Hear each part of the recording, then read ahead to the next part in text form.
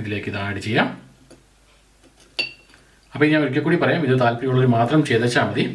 ഇനി നമുക്ക് നമ്മുടെ ഈ ബെക്കാഡിയും കൂടി ഇതിലേക്ക് ഒഴിക്കാം. ഏകദേശം ഒരു ബെക്കോളം നമുക്ക് ഒഴിക്കാം. ഓക്കെ, ഇനി നമുക്ക് ഒരല്പം സോഡയും കൂടി ഇതിലേക്ക് ആഡ് ചെയ്യാം. സോഡ മാത്രം ഇതിന് ഉപയോഗിക്കുക, വേറെ ഒന്നും ഉപയോഗിക്കാൻ പാടില്ല. ആ സോഡയും കൂടി ഇതുപോലെ ഒന്ന് ഒഴിക്കാം. അതാണ് നമ്മുടെ കറ്റാർ വാഴ ബെക്കാഡി ഡ്രിങ്ക് റെഡി ആയിട്ടുണ്ട്. ഇനി നമുക്കിതൊന്ന് ട്രൈ ചെയ്ത് നോക്കാം.